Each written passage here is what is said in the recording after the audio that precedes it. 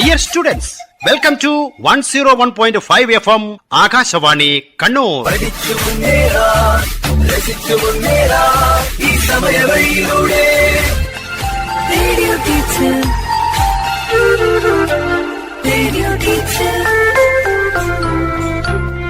ആശയം ആവിഷ്കാരം PV Prashant Kumar. Dear students, 2024 മാർച്ചിൽ SSLC പരീക്ഷ എഴുതുന്ന എല്ലാ കുട്ടികൾക്കും വിജയാശംസകൾ. ഉയർന്ന മാർക്കിലേക്ക് ആകാശവാണിയുടെ ഒരു വഴികാട്ടിയാണ് രാത്രി 8 മണിക്കുള്ള റേഡിയോ ടീച്ചർ പ്രക്ഷേപണ പരമ്പര. ശ്രദ്ധയോടെ കേട്ട് പഠിക്കുക. Okay, let us start. Radio teacher, radio teacher.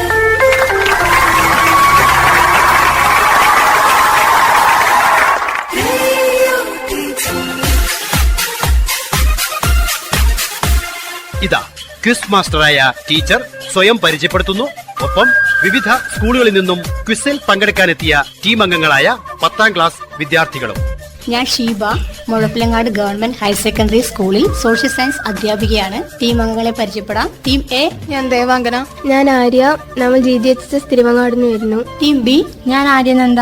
ഞാൻ അമീക്, ഞങ്ങൾ GHS അരോളി സ്കൂളിൽ നിന്ന് വരുന്നു. ടീം സി, ഞാൻ നിഹാരിക. ഞാൻ ജെറിൻ ജോൺ, നമ്മൾ സെന്റ് ജോസഫ് HSS തലശ്ശേരിയിൽ നിന്ന് വരുന്നു. ടീം ഡി, ഞാൻ ദേവനന്ദ. ഞാൻ വിസ്മയ, ഞങ്ങൾ പുഴാതി ഹയർ സെക്കൻഡറി സ്കൂളിൽ നിന്ന് വരുന്നു. ടീം ഇ, ഞാൻ സന്ദീപ്തി. ഞാൻ സംഗീത്, നമ്മൾ ബ്രണ്ണൻ HSS തലശ്ശേരിയിൽ നിന്നും വരുന്നു. ഓക്കെ, ഇന്ന് ഹിസ്റ്ററിയുടെ പ്രശ്നോത്തരിയാണ്. എല്ലാവരും റെഡി അല്ലേ? ഒന്നാമത്തെ ചോദ്യം ടീം എയോടാണ്. ഒരു ചിന്തകന്റെ വേർഡ്സ് ആണ്, ശ്രദ്ധിച്ചു കേൾക്കാം. രാഷ്ട്രത്തിന്റെ ലക്ഷ്യം ഏറ്റവും കൂടുതൽ പേർക്ക് നന്മ ചെയ്യലാണ് എന്ന് പറഞ്ഞത് ആരാണ്? The goal of state is maximum happiness of the maximum number. Who said this words? Aristotle. ഉത്തരം തെറ്റാണ്. പാസ്. ജർമ്മി. ജർമ്മി ബന്ധാം. ഉത്തരം കുറച്ച് ശരിയാണ്. 1 മാർക്ക് കൊടുക്കാം. ടീം ബിക്ക് 1 മാർക്ക്.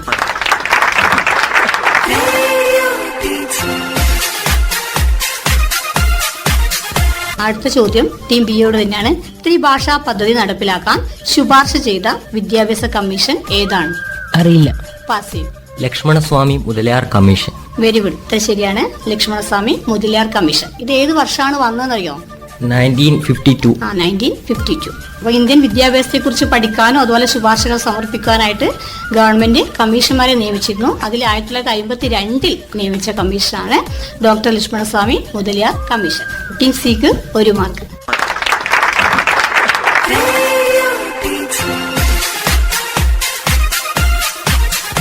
അടുത്ത ചോദ്യം ടീം സിയോടാണ്. രാഷ്ട്രതന്ത്ര ശാസ്ത്രത്തിന്റെ പിതാവായിട്ട് അറിയപ്പെടുന്നത് ആരെയാണ്? Who was the father of political science? Aristotle. Very good, അരിസ്റ്റോട്ടിലാണ്. ഉത്തരം ശരിയാണ്. ടീം സിക്ക് 1 മാർക്ക്.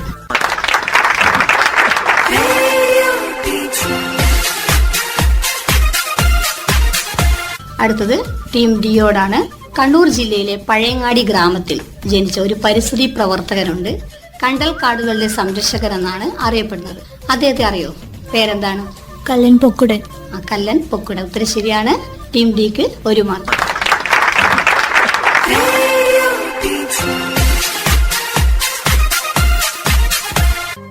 അടുത്തത് ടീം ഇയോടാണ്. ഇന്ത്യയുടെ ഭാവി നിർണ്ണയിക്കുന്നത് ക്ലാസ് മുറികളിലാണെന്ന് പറഞ്ഞത് ആരാണ്?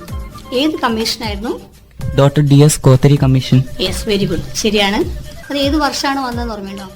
1964. 1964. അവരൊരു മാതൃക ഉണ്ടാക്കിയിരുന്നു. എന്തായിരുന്നു മാതൃക? 10+2+3. 10+2+3 അല്ലെ? 1 മുതൽ 10 വരെ 10 വർഷം. പിന്നെ +1 +2 2 വർഷം. ഡിഗ്രി 3 വർഷം. അതാണ് 10+2+3 ഫോർമുല. ടീം ഇക്ക് 1 മാർക്ക്.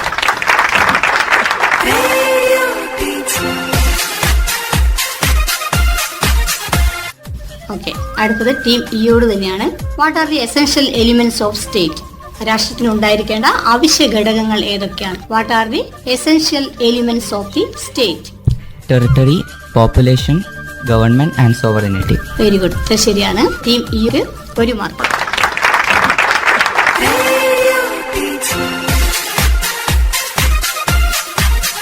അടുത്തത് ടീം ഡിയോടാണ്. ഒരു രാഷ്ട്രത്തിന്റെ നിലനിൽപ്പിന് ജനങ്ങളിൽ നിന്ന് പ്രതീക്ഷിക്കുന്ന ഘടകങ്ങൾ എന്തെല്ലാമാണ്? Which are the factors expected from the people for the existence of A state? പരസ്പര ധാരണ, പരസ്പര ആശ്രയത്വം, പൊതു താല്പര്യം. Very good. പരസ്പര ധാരണ, പരസ്പര ആശ്രയത്വം, പൊതുധാരണ. ഉത്തരം ശരിയാണ്.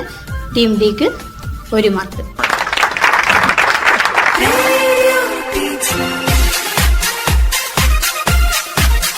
അടുത്തത് team സിയോടാണ്.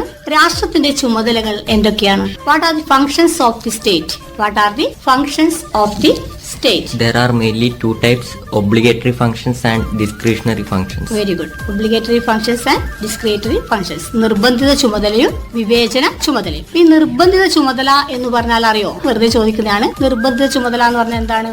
The functions that state must implement at any time, at any cost, is known as obligatory functions. Okay. രാഷ്ട്രം നിർബന്ധമായി ചെയ്യേണ്ട ചുമതലയാണ് നിർബന്ധിത ചുമതല. വിവേചന ചുമതലയോ? The functions that state can done based on economic condition. Okay. സാമ്പത്തിക സ്ഥിതി അനുസരിച്ച് ചെയ്യേണ്ട ചുമതലയാണ് വിവേചന ചുമതല അല്ലെ? അത് ഏതൊക്കെയാണെന്ന് അറിയോ ആർക്കെങ്കിലും? ഗതാഗത സൗകര്യം, ആരോഗ്യപ്രദമായിട്ടുള്ള കാര്യങ്ങൾ, ആരോഗ്യ സംരക്ഷണം, പെൻഷൻ വരുന്നില്ല. Protection of boundary. Protection of boundary ഏതിലാ വരുന്നത്? Obligatory function. ഒബ്ലിഗേറ്ററി ഫങ്ഷൻസിൽ. Okay, very good. Okay. Team സിക്ക് 1 മാർക്ക്.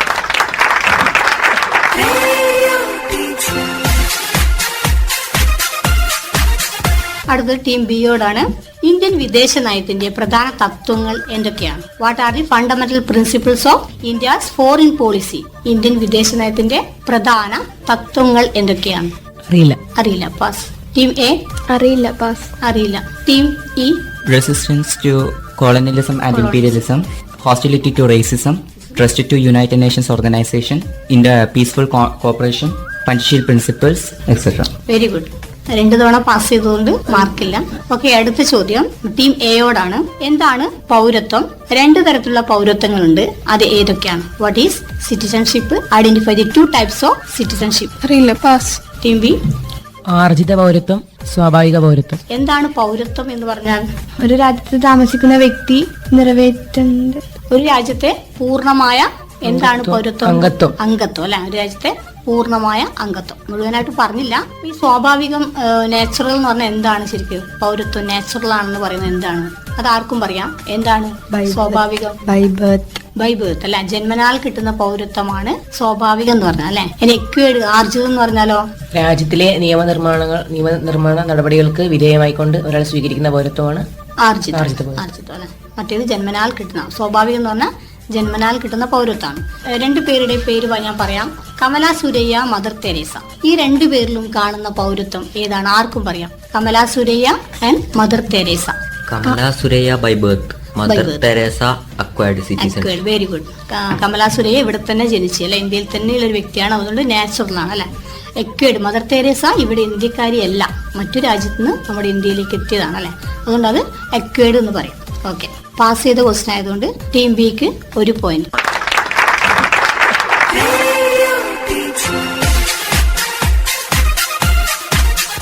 ഇനി അടുത്ത ചോദ്യം ടീം ബിയോടാണ്.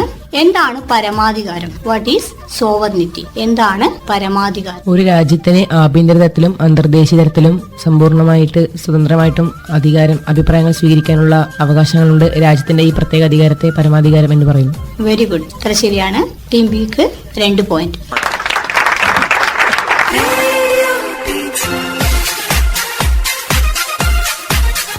അടുത്ത ചോദ്യം ടീം സിയോടാണ്. What are the theories of the state? രാഷ്ട്ര രൂപീകരണ സിദ്ധാന്തങ്ങൾ ഏതൊക്കെയാണ്? Divine right theory, evolutionary theory, social contract theory, power theory. Very good. ഇത് ശരിയാണ്. ടീം സിക്ക് 2 മാർക്ക്.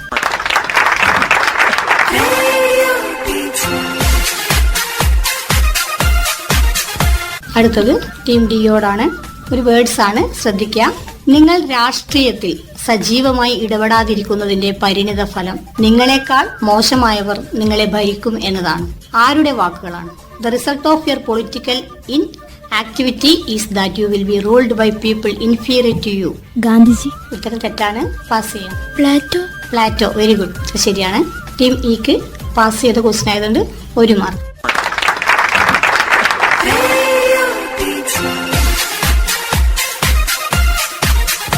അടുത്തത് ടീം ഇയോട് തന്നെയാണ്. നാട്ടുരാജ്യങ്ങളുടെ സംയോജനവുമായി ബന്ധപ്പെട്ട് തയ്യാറാക്കിയ ലയന കരാറിൽ കേന്ദ്ര സർക്കാരിൽ നിക്ഷിപ്തമായിരിക്കുന്ന വിഷയങ്ങൾ എന്തെല്ലാമായിരുന്നു?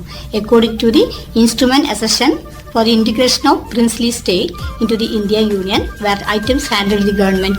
What are these? According to the instrument of accession, the princely states had to give all the control over the defense, external affairs, and informational communication to the government of India. This is the instrument of accession. Very good. ഉത്തരം ശരിയാണ്. Team ഇക്ക് 2 mark.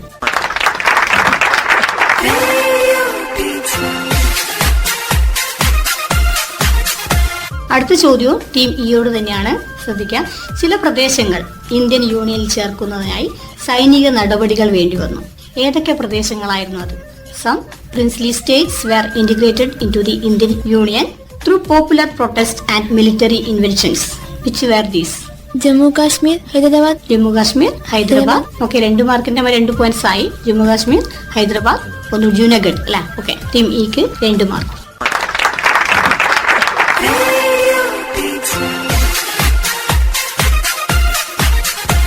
അടുത്തത് team ഡിയോടാണ്. ഇന്ത്യയിൽ ആദ്യ പൊതു തെരഞ്ഞെടുപ്പ് നടന്നത് എപ്പോഴായിരുന്നു? ഇന്ത്യയിൽ ആദ്യ പൊതു തെരഞ്ഞെടുപ്പ് നടന്ന കാലയളവ് പറഞ്ഞാൽ മതി. When was the first public election held in India? 1951, 1952 കാലയളവ്. 51, 52 കാലഘട്ടത്തിലാണ് ആദ്യത്തെ ഇലക്ഷൻ നടന്നത്. Very good. ടീം ഡിക്ക് 2 പോയിന്റ്.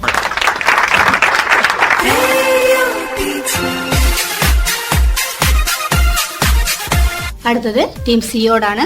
സാമ്പത്തിക ആസൂത്രണം എന്ന ആശയം ഇന്ത്യ സ്വീകരിച്ചത് ഏത് രാജ്യത്ത് നിന്നാണ്? Soviet union, Russia. Soviet union. Very good. ഇത്ര ശരിയാണ്. ഏത് വർഷമായിരുന്നു പ്ലാനിംഗ് കമ്മീഷൻ സെറ്റപ്പ് ആയത്? 1950. 1950. Very good. ഇപ്പോൾ പഞ്ചവത്സര പദ്ധതി ഉണ്ടോ?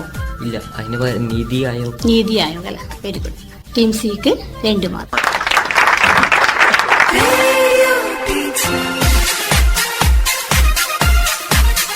അടുത്ത ചോദ്യം ടീം ബിയോടാണ്. Name the Chinese prime minister who signed the Panchsheel principles. Panchsheel തത്വങ്ങൾ ഒപ്പിട്ട ചൈനീസ് പ്രധാനമന്ത്രി ആരായിരുന്നു? നെഹ്റുവിന്റെ കൂടെ വേറെ ആരായിരുന്നു പഞ്ചശീല തത്വങ്ങൾ എന്ന കരാറിൽ ഒപ്പിട്ടത്? അറിയില്ല. പാസ്. എൻ ചൗലൈ. ഉത്തരത്തിൽ ഒരു അവ്യക്തതയുണ്ട്. കറക്റ്റ് ആയില്ല ഉത്തരം. എൻ ചൗലൈ എന്നല്ലേ പറഞ്ഞതല്ലേ?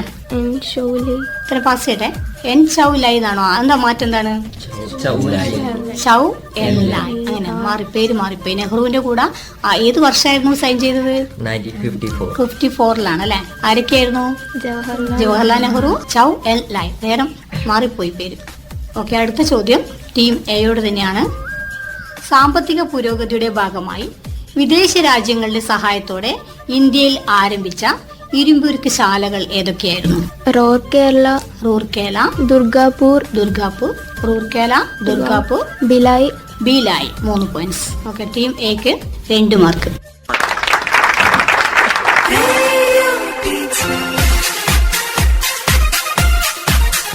ഭിലായ് എന്ന് പറഞ്ഞാല് ഏത് സംസ്ഥാനത്തുള്ള ഇരുമ്പുരുക്ക് ശാലയാണ്? പരീക്ഷക്കല്ല ഇത് ചോദിക്കുന്നതാണ്. അപ്പൊ നിങ്ങൾ അതൊരു കോഡ് ഇട്ടിട്ട് പഠിക്കണം. ഏത് സംസ്ഥാനത്താണ്, ഏത് രാജ്യമാണ് അതിനെ സപ്പോർട്ട് ചെയ്യുന്നത്, ഏത് രാജ്യത്തിന്റെ സഹായത്തോടു കൂടിയാണ് അത് ആരംഭിച്ചത്? സോവിയറ്റ് യൂണിയൻ ആണ് അല്ലെ. ഭിലായ് സോവിയറ്റ് യൂണിയൻ ആണ്. ഏത് സംസ്ഥാനത്താണ് ഇരുമ്പുരുക്ക് ശാല സ്ഥിതി ചെയ്യുന്നത്? ഛത്തീസ്ഗഡ്. Very good. അപ്പൊ എന്തെങ്കിലും ഒരു കോഡ് വെച്ച് പഠിക്കാം. പരീക്ഷക്കൊക്കെ അത് മാറിപ്പോ BCR അങ്ങനെ എന്തെങ്കിലും ഒരു code. Bhilai, Chhattisgarh, Soviet union അങ്ങനെ ഒരു കോഡ് വെച്ച് പഠിക്കാം. ബൊക്കാറോ ആണെങ്കിലും ബൊക്കാറോ ഏത് സംസ്ഥാനത്താ? ഏത് രാജ്യത്തിന്റെ സഹായത്തോടെയാണ് അത് ആരംഭിച്ചത്? Soviet Union. ബൊക്കാറോ ജാർഖണ്ഡിലാണ്. BJR. എന്തൊരു കോഡ് വെച്ച് പഠിക്കണം കേട്ടോ. BJR. Bokaro, Jharkhand, Soviet Union. ഇനി ദുർഗാപൂർ എന്ന് പറഞ്ഞാൽ ഏത് സംസ്ഥാനത്താ? ഏത് രാജ്യത്തിന്റെ സഹായത്താലെയാ ദുർഗാപൂർ? ബ്രിട്ടന്റെ സഹായത്താൽ. ഏത് സംസ്ഥാനത്താന്ന് അറിയില്ല. വെസ്റ്റ് ബംഗാളിലാണ്, പശ്ചിമ ബംഗാളിലാണ്. അതും അങ്ങനെ ഒരു കോഡ് വെച്ച് പഠിക്കും കേട്ടോ. പരീക്ഷക്ക് അങ്ങനെ തന്നെ പഠിക്കണം. അല്ലെ റൂർക്കേല എന്ന് പറഞ്ഞാൽ ഏത് രാജ്യത്തിന്റെ സഹായത്തോടെയാ? ജർമ്മനിയാണ് അല്ലെ. ഏത് സംസ്ഥാനത്താ റൂർക്കേല? അറിയില്ല. ഒഡീഷയിലാണ് റൂർക്കേല. ഏത് രാജ്യത്തിന്റെ സഹായമാണ്? ജർമ്മനി. ഭിലായ് ഏതായിരുന്നു? ഛത്തീസ്ഗഡ്. ഏത് രാജ്യത്തിന്റെ സഹായം? Soviet Union. Bokaro Soviet union. സംസ്ഥാനം ജാർഖണ്ഡ്. ഇനി ദുർഗാപൂർ ദുർഗാപൂർ ഒഡീഷയല്ല, വെസ്റ്റ് ബംഗാൾ ഏത് രാജ്യത്തിന്റെ സഹായമാണ്? ബ്രിട്ടൻ അല്ലെ. റൂർക്കേല ജർമ്മനി, ഒഡീഷ. അപ്പോൾ എന്തെങ്കിലും ഒരു കോഡ് വെച്ച് ഇങ്ങനെയെല്ലാം മാറിപ്പോകുന്ന കാര്യങ്ങളൊക്കെ പരീക്ഷയ്ക്ക് പഠിച്ചു വെക്കണം. അടുത്ത റൗണ്ടിൽ ആദ്യത്തെ ചോദ്യം ടീം എയോടാണ്.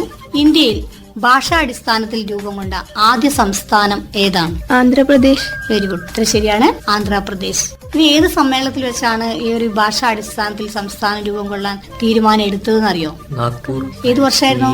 1920. ടീം എക്ക് 2 മാർക്ക്.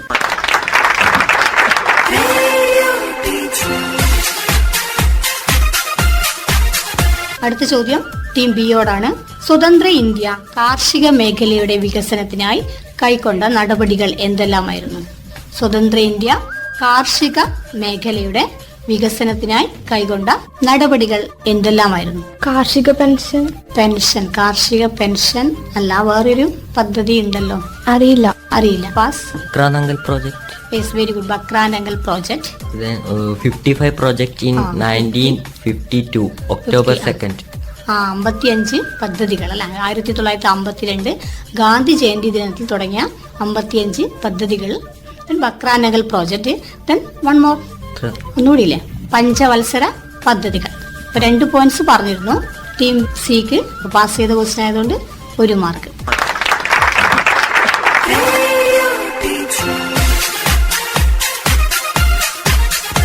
അടുത്തത് ടീം സിയോട് തന്നെയാണ് ചോദ്യം. ആര്യ സമാജ സ്ഥാപകൻ ആരാണ്? Was the founder of Arya Samaj?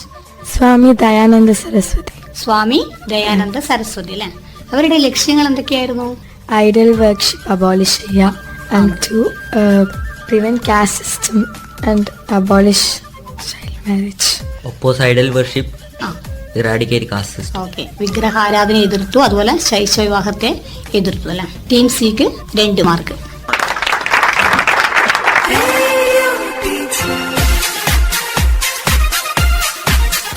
അടുത്തത് ടീം ഡിയോടാണ്. ഗാന്ധിജി നടത്തിയ ആദ്യകാല സമരങ്ങൾ ഏതൊക്കെയായിരുന്നു? ഗാന്ധിജി നടത്തിയ ആദ്യകാല സമരങ്ങൾ ഏതൊക്കെയായിരുന്നു? Early struggles of Mahatma Gandhi. Champaran സത്യാഗ്രഹം, ചമ്പാരൻ സമരം, ഗേഡയിലെ കർഷക സമരം, കേഡയിലെ കർഷക സമരം, അഹമ്മദാബാദ് തുണിമിൽ സമരം. അഹമ്മദാബാദ് തുണിമിൽ സമരം അല്ല. 3 സമരങ്ങളാണ് ആദ്യകാല സമരങ്ങൾ എന്നറിയപ്പെടുന്നത്. ചമ്പാരൻ സമരം ഏത് വർഷമായിരുന്നു? ചമ്പാരൻ സമരം 1917. 1917 അല്ലെ. അത് എന്തിനു വേണ്ടി നടത്തിയ സമരമായിരുന്നു? നീലം കർഷകരുടെ നീലം കർഷകരുടെ പ്രശ്നങ്ങൾ കണ്ടിട്ട് ഗാന്ധിജിയുടെ നേതൃത്വത്തിൽ നടത്തിയ സമരമാണ് ചമ്പാരൻ സമരം. എന്തായിരുന്നു ഗേഡയിലെ സമരം? ജസ്റ്റ് ചോദിക്കുകയാണ്. പ്ലേഗ് ബോണസ് ഡിനൈ ചെയ്തോണ്ട്. അത് അഹമ്മദാബാദ് Due തുണിമിൽ to സമരം. drought and crop failure, farmers in Kedah were living in utter misery. Very good. വരൾച്ച, കൃഷിനാശം കൊണ്ട് ജനങ്ങൾ ബുദ്ധിമുട്ടിയപ്പോൾ അതിനുവേണ്ടി നടത്തിയ സമരമാണ് ഖേഡയിലെ സമരം. 3 സമരങ്ങളാണ്: ചമ്പാരൻ സമരം, അഹമ്മദാബാദ് തുണിമിൽ സമരം, ഖേഡയിലെ സമരം. ഏത് വർഷമായിരുന്നു ചമ്പാരൻ സമരം നടന്നത്? 1917. ഖേഡയിലെ സമരം അഹമ്മദാബാദ് തുണിമിൽ സമരം 1980. എവിടെയാണ് ചമ്പാരൻ? ബീഹാറിലാണ് അല്ലെ. ഖേഡ എവിടെയാ? Gujarat. Ahmedabad Gujarat. Very good. Team ഡിക്ക് 2 മാർക്ക്.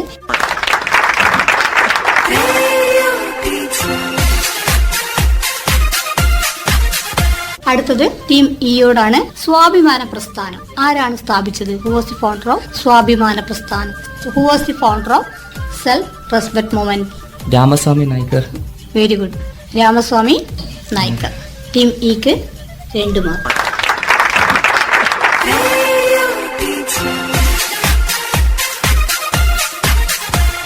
അടുത്ത ടീം ഇയോടാണ്.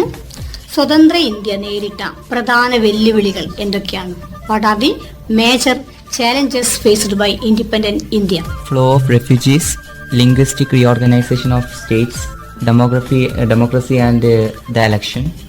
ഓക്കെ, 3 പോയിന്റ്സേ വേണ്ടു. അഭയാർത്ഥി പ്രവാഹം, ഫ്ലോ, റെഫ്യൂജീസ്, നാട്ടുരാജ്യങ്ങളുടെ സംയോജനം, ഭരണഘടനാ രൂപീകരണം, ഭാഷാടിസ്ഥാനത്തിൽ സംസ്ഥാനങ്ങളുടെ രൂപീകരണം അല്ലെ. Very good. ടീം ഇക്ക് 2 മാർക്ക്.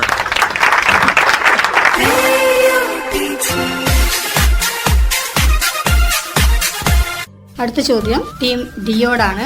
സ്വതന്ത്ര ഇന്ത്യയിൽ നാട്ടുരാജ്യങ്ങളുടെ സംയോജനം സാധ്യമായത് എങ്ങനെയായിരുന്നു? സ്വതന്ത്ര ഇന്ത്യയിൽ നാട്ടുരാജ്യങ്ങളുടെ സംയോജനം സാധ്യമാക്കാൻ സഹായിച്ച 2 വ്യക്തികൾ ഉണ്ടായിരുന്നു. ആരായിരുന്നു നാട്ടുരാജ്യങ്ങളുടെ സംയോജനത്തിൽ സഹായിച്ച വ്യക്തി? ആരായിരുന്നു? എപ്പോഴും ചോദിക്കുന്ന ഒരു ചോദ്യമാണത്. പി വി മേനോനല്ല. ജവഹർലാൽ നെഹ്റു അല്ല. ഉത്തരം പാസ് ചെയ്യട്ടെ.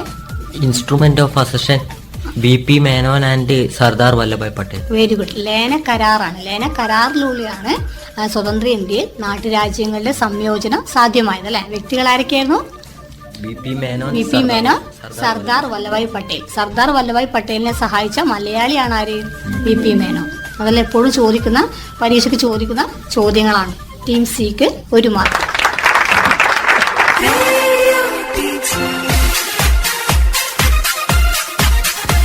അടുത്ത ചോദ്യം ടീം സിയോട് തന്നെയാണ്.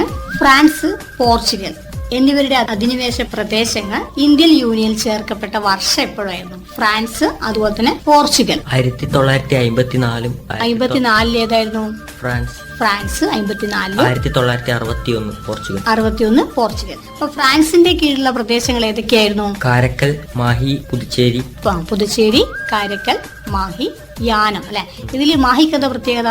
കേരളത്തിലാണ്, പക്ഷെ എന്തല്ല പുതുച്ചേരിയുടെ ഭാഗമാണ് അല്ലെ.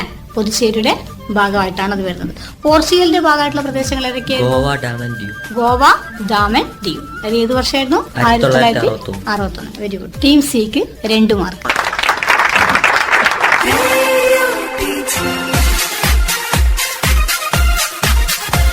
അടുത്തത് ടീം ബിയോടാണ്. ഇന്ത്യയിൽ ഭാഷാടിസ്ഥാനത്തിലുള്ള സംസ്ഥാനങ്ങളുടെ രൂപീകരണം നടന്നിരുന്നു. അതിൽ മുന്നോട്ടേക്ക് വന്ന ആൾക്കാർ ആരൊക്കെയായിരുന്നു? പുനഃസംഘടനാ കമ്മിറ്റിയുടെ അധ്യക്ഷൻ ആരായിരുന്നു? കൂടെ ഉണ്ടായിരുന്നവ ആരൊക്കെയായിരുന്നു? ഫസൽ അലി നേതൃത്വം നൽകി. കുൻസ്രു, എം പണിക്കർ അല്ല. കുൻസ്രു, എം പണിക്കറും. ടീം ബിക്ക് 2 mark.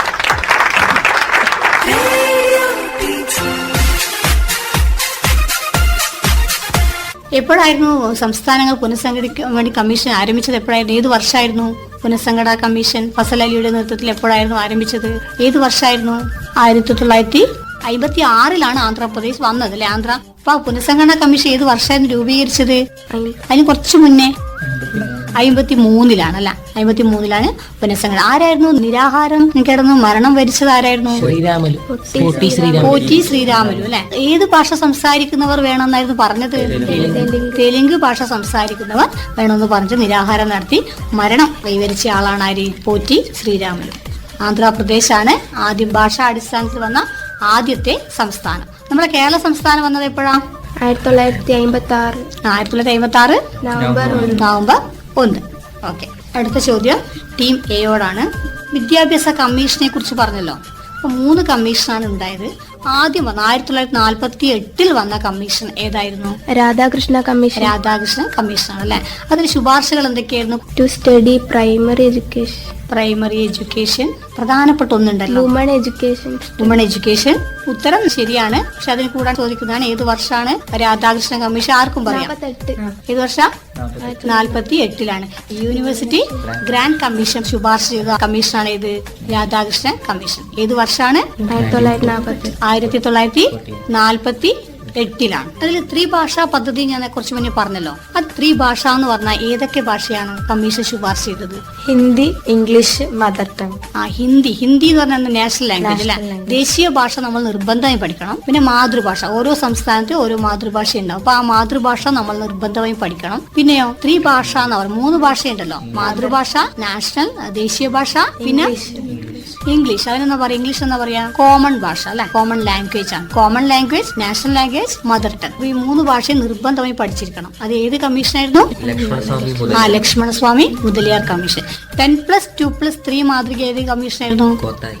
Kothari commission. Okay. Team എക്ക് 2 മാർക്ക്.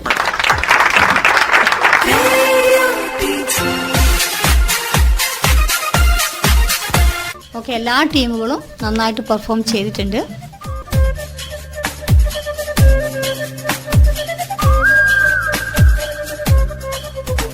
Radio teacher. അവതരണം ആകാശവാണി കണ്ണൂർ. ആശയം ആവിഷ്കാരം PV പ്രശാന്ത് കുമാർ. നിർവഹണ സഹായം AK രതീഷ്, സീഷ മാനു, ശ്രീകല ബിജു, ജ്യോതി രാജീവ്, കവിത നാഥ്.